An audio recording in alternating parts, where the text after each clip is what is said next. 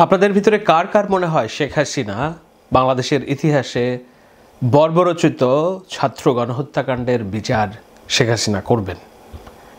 কার কার কাছে মনে হয় এই হত্যাকাণ্ডের বিচার যদি শেখ হাসিনা করবেনই, তাহলে এতগুলো হত্যাকাণ্ডের সংখ্যা এখনও কেন প্রকাশ করছে না? কেন আবু সাঈদের মৃত্যুর এজাহারে পুলিশের নাম নেই, বরঞ্চ 16 বছরের একটি শিশুকে আসামি দেখা হয়েছে? ওই যে বিএনপির আমলে জর্জ মিয়া নাটক বলে তারা এত মুখে ফেনা তুলে ফেলে যে 21শে আগস্ট হত্যাকাণ্ডের ঘটনায় জর্জ মিয়ার সাজানো নাটক ছিল। আবু সাঈদ হত্যাকাণ্ডে সাজানো নাটক তৈরি করার চেষ্টা করছে, সেখানে আরও প্রায় 260 জন শিক্ষার্থী, ছাত্র এবং জনতা যারা হত্যাকাণ্ডের শিকার হয়েছে, এবং যেটা এরই মধ্যে ইতিহাসের বর্বরোচিতম হত্যাকাণ্ড বাংলার ইতিহাসে কোনো রকম শাসকের দ্বারা সংঘটিত হয়েছে। সেই হত্যাকাণ্ডের বিচার শেখ হাসিনা করবেন?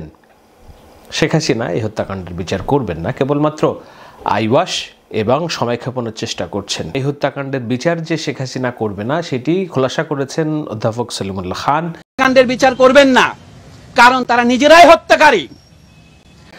সেই সব বিষয়াবলী নিয়ে এবং শেখ হাসিনার পদত্যাগ দাবি, সেটি কেন 1 নম্বর দফায় 9 দফা বলুন, 8 দফা বলুন, 4 দফা বলুন, 1 দফার দাবিতে কেন রূপান্তরিত হচ্ছে না এখনও, সেটা নিয়ে আক্ষেপের কথাগুলো আমি বলবো। তবে তার আগ দিয়ে চলুন আমরা একটু জানি যে আবু সাঈদ হত্যাকাণ্ডের পরে কি হচ্ছে।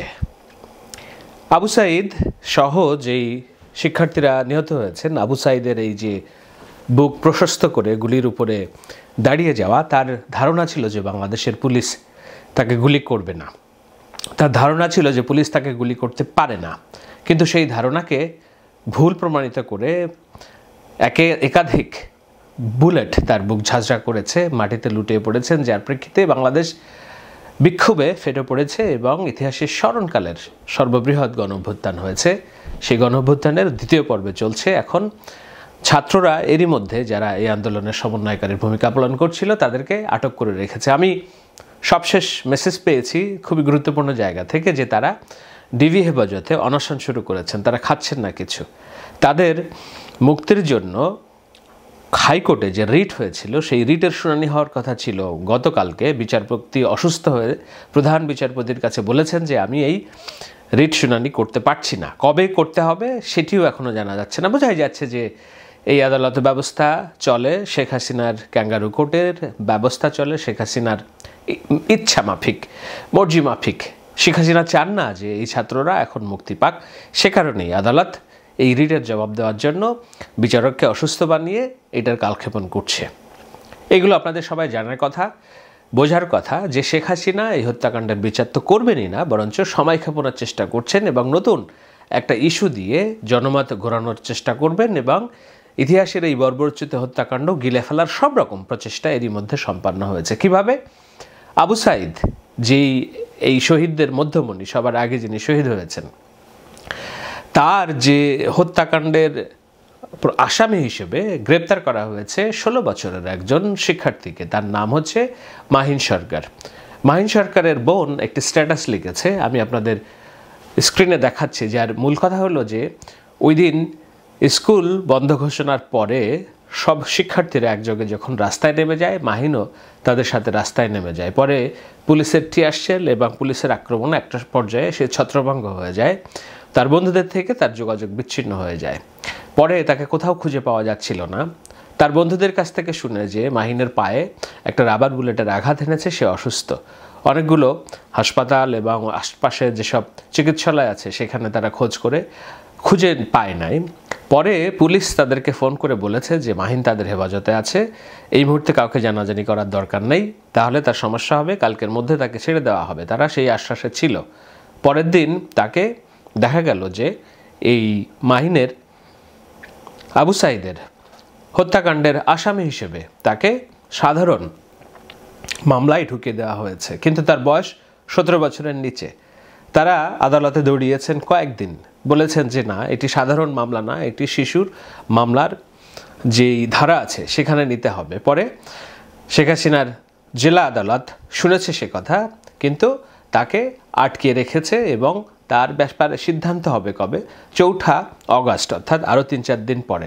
তারা এখনও জানে না যে এই বিষয়ে সিদ্ধান্ত হবে কিনা। এই বিষয়ে মাহিনের স্কুল কলেজের সহপাঠী, তার শিক্ষার্থী, তার অভিভাবকরা তাদের কিছু করণীয় আছে কিনা তিনি সবিনয়ে জানতে চেয়েছেন, এবং জানতে চেয়েছেন তার এই ছোট ভাইটি যে বুলেটের আঘাত পেয়েছে পায়ে, সে যেন ফিরে আসুক। আপনাদের বিশ্বাস হয় যে মাহিন হত্যাকাণ্ড ঘটিয়েছে আবু সাঈদকে, আবু সাঈদের হত্যাকাণ্ডে মাহিন জড়িত? তাহলে কি লক্ষ লক্ষ মানুষ, আমরা যে ভিডিও ফুটেজ দেখলাম, যেই পুলিশ কর্মকর্তা ইউনুস তার সম্ভবত নাম, যিনি গুলি ছুড়েছেন বলে নানান রকম খবর দেখলো, এগুলো সবই মিথ্যা। 16 বছরের মাহিনী হত্যাকাণ্ড ঘটিয়েছে আবু সাঈদের, যেই আবু সাঈদের হত্যাকাণ্ডকে কেন্দ্র করে মুহূর্তের মধ্যেই পুরা দেশ বারুদে বিক্ষোভে ফেটে পড়ে। এটি শেখ হাসিনা, এটি শেখ হাসিনার পুলিশ ব্যবস্থা, এটি শেখ হাসিনার আদালত ব্যবস্থা। এর আগ দিয়ে আপনারা নিশ্চয়ই জানেন যে এই মামলার এজাহার যিনি লিখেছেন বিধানচন্দ্র রায় বেরবি, অর্থাৎ বেগম রোকেয়া ইউনিভার্সিটি ও এলাকার পুলিশের যে এসআই, তিনি বলেছেন যে 2,500 থেকে 3,000 দুষ্কৃতকারী তারা একত্র জড়ি হয়ে পুলিশের ওপর ইটপাটকেল ছুঁড়ে, অস্ত্র দিয়ে গুলি ছুঁড়ে এবং রাষ্ট্রীয় কাজে বাধা দেয়। এর মধ্যে থেকে নিজেদের মধ্যে এই দুষ্কৃতকারীদের লাঠির আঘাতে কিংবা অন্য ইটের আঘাতে মৃত্যু ঘটে আবু সাঈদের। কোথাও এক জায়গায় বলা নাই যে পুলিশের গুলিতে, অথচ শেখ হাসিনা ভাষণে বলেছেন যে পুলিশের গুলিতে একজন নিহত হয়। শেখ হাসিনা নিজে বলছেন পুলিশের গুলিতে একজন নিহত হয়, কিন্তু তার মুখের কথা তো আর মুখে না, আইন যেটা দিয়ে চলবে সেই আইনি ব্যাখ্যায় এই ছেলের মৃত্যুর এজাহারে কোথাও একটা জায়গায় পুলিশের নাম নেই। সুতরাং এই যে সাঈদ একটা হত্যাকাণ্ডের কাহিনী দেখলে আপনি বুঝবেন যে সেখানে পুলিশের দায় মুক্তি দেওয়ার চেষ্টা করেছে শেখ হাসিনা। হুকুমের আসামি হিসেবে তার নামটি সবার আগে দরকার ছিল এই হত্যাকাণ্ডের দায় হিসেবে, তার নামও নেই। শুধু আবু সাঈদকে এই কেসটা দেখলেই বোঝা যাবে বাদবাকি হত্যাকাণ্ডের ঘটনায় কোথায় পুলিশের দায়ের কথা বলা হয়েছে, বিজিবির দায়ের কথা বলা হয়েছে, আইনশৃঙ্খলা বাহিনীর দায়ের কথা বলা হয়েছে, সেনাবাহিনীর দায়ের কথা বলা হয়েছে, কোথাও নেই। প্রথম আলোর একটি গবেষণা বলছে যে যাদের আটক করা হয়েছে তার 80% রাজনৈতিক কর্মী নন। যারা মারা গিয়েছেন তাদের মধ্যে মাত্র 5 জনের রাজনৈতিক পরিচয় মিলেছে। এর মধ্যে একজন ছাত্রলীগের আছে, একজন ছাত্র দলের আছে, একজন ছাত্র শিবিরের আছে। তো এই 260-70 জন যে মারা গেল, এর মধ্যে 5 জন রাজনৈতিক কর্মী। বাদ বাকি তাহলে কারা? ছাত্র জনতা, সাধারণ মানুষ যারা বিক্ষোভে ফেটে পড়েছে, মানুষ হত্যার দায়ে তাদের বিবেকবোধ কাজ করেছে, তারাই। এটাকে রাজনৈতিকভাবে শেখ হাসিনা বলার চেষ্টা করছেন স্বাধীনতার বিপক্ষ শক্তি। তো স্বাধীনতার বিপক্ষ শক্তি ঢাকা শহরের সবাই, যারা ইন্টারনেটে এই হত্যাকাণ্ডের বিচার চাইছে, সবাই। এটাই আওয়ামী লীগের ন্যারেটিভ, এটাই শেখ হাসিনার ন্যারেটিভ। সেই ন্যারেটিভ দিয়ে তিনি 15টা বছর মুক্তিযুদ্ধের কথা বলে দেশ শাসন করছেন এবং সমগ্র দেশের মানুষকে তার প্রতিপক্ষ বানিয়েছেন। সেই প্রতিপক্ষ বানানোর খেলা এখনও থেমে নেই।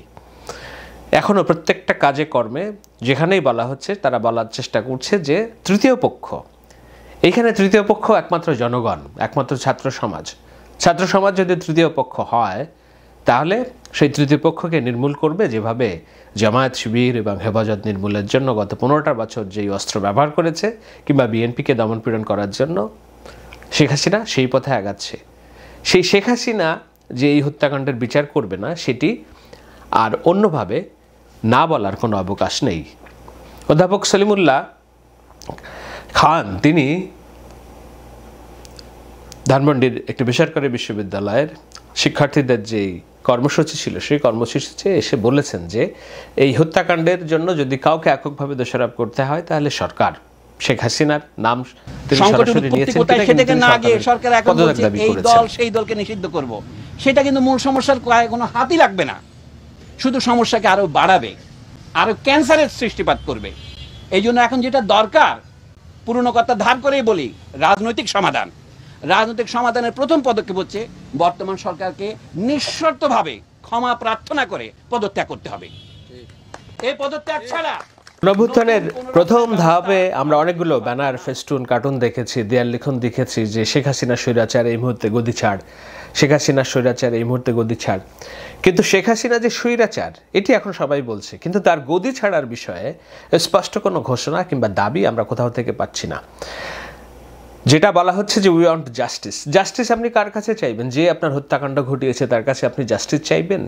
সে তো বলবেই যে ঠিক আছে আমি ন্যায় বিচার করব, কিন্তু বিড়ালের গলায় ঘণ্টা যে বাঁধতে হবে সেই বাঁধার কাজটি যাদের করার কথা তারা কেউ করছে কিনা। ছাত্র আন্দোলনে যারা সমন্বয়কের ভূমিকা পালন করছে মাঠঘাটে তারা দেখেছেন যে গত একটা সপ্তাহে যাবৎ কিভাবে তাদেরকে কালক্ষেপণ করা হচ্ছে, তাদের সমন্বয়কদের আটক করা হচ্ছে, অন্য সমন্বয়কদের হুমকি দেওয়া হচ্ছে, তারা ফেরারি জীবনযাপন করছেন। আমরা যে 3 জনের ভিডিও বার্তা দেখছি আমরা জানি না তারা কোথায় আছেন, কেননা বাইরে আসা মাত্রই তাদেরকে গ্রেপ্তার করা হবে। জাহাঙ্গীরনগর বিশ্ববিদ্যালয়ের সমন্বয়ক তাকে গ্রেপ্তার করে নিয়ে যাওয়া হয়েছে। বাকি 6 জন সমন্বয়ককে তারা ডিবি হেফাজতে রেখেছে এবং তাদেরকে খাবার খাওয়িয়ে একটা নাটক করেছে। ভালো কথা, যেই ভদ্রলোক ডিবি হারুন, তিনি জানি না তার পদোন্নতি হয়েছে না পদায়ন হয়েছে, আপাতত দৃশ্যপটে তাকে দেখা যাবে না, কিন্তু এই যে তামাশা, এই যে মস্করা, সেটি করা হচ্ছে জাতির সাথে এবং বলা হচ্ছে যে তাদের জীবনের নিরাপত্তার জন্য ডিবি হেফাজতে আছে। ডিবি হেফাজতে তারা কেমন আছে, তাদের মুক্তির ব্যাপারে কোনো সিদ্ধান্ত হলো কিনা এই বিষয়ে তার বাবা মা অন্য কোনো কেউ কিছু জানতে পারছে না। আমি সংবাদ পেয়েছি, আগেই বলেছে যে তারা অনশনে নেমেছেন। আমি জানি না এটা সত্যতা কতটুকু, নিশ্চয়ই আপনারা যারা খোঁজখবর রাখছেন তারা ভালো দিতে পারবেন। সেটা যদি হয় তাহলে তাদের উপর কি অমানসিক নির্যাতনই বা করা হচ্ছে এবং তাদেরকে মুক্ত মনে কথা বলতে দেওয়ার সুযোগ করে দেওয়া হচ্ছে না। ভয়, শেখ হাসিনার ভয় যে তারা যদি আবার বেরিয়ে আসে তাহলে ছাত্র আন্দোলন আবার চাঙ্গা হবে। এখনও তো বিশ্ববিদ্যালয় খোলাই হলো না, এখনও তো শিক্ষা প্রতিষ্ঠান খোলাই হলো না। এর আগেই ঢাকা সহ সমস্ত জায়গায় যেভাবে বিক্ষোভের পর বিক্ষোভ হচ্ছে, ছাত্র আন্দোলন হচ্ছে, নিঃসন্দেহে বলা যায় যে এই হত্যাকাণ্ডের ঘটনা ধামাচাপা দেওয়া এই সরকারের পক্ষে কোনোভাবেই সম্ভব না। কিন্তু ধামাচাপা দেওয়ার চেষ্টাটা তো তারা করবে এবং চেষ্টা করার জন্য যতভাবে মোড় ঘোরানো লাগুক, নাকে কান্না করা লাগুক, কুমিরের কান্না করা লাগুক, এবং সব কিছুই মঞ্চস্থ হবে এবং আমরা সেটাই দেখছি। সেটাই যদি দেখতে দেখতে একদিন এই ভাবনার মোড়টা ঘুরে যায়, যদি এই বার্নিং ইস্যুস, এরই মধ্যে আমরা দেখছি যে এই হত্যাকাণ্ডকে শহীদ না বলে এটাকে ক্যাজুয়ালিটিস বলা হচ্ছে, অর্থাৎ হতাহতের ঘটনা বলা হচ্ছে। হতাহতের ঘটনা আর শহীদ অর্থাৎ খুন, হত্যাকাণ্ড দুটি ভিন্ন বিষয়। এই হত্যাকাণ্ড শহীদ শব্দগুলো থেকে তারা এটাকে ক্যাজুয়ালিটিসে নিয়ে আসবে এবং আস্তে আস্তে যাদেরকে গ্রেপ্তার করেছে তাদের প্রত্যেকের পরিবার থেকে লক্ষ লক্ষ টাকা চাঁদাবাজি করবে।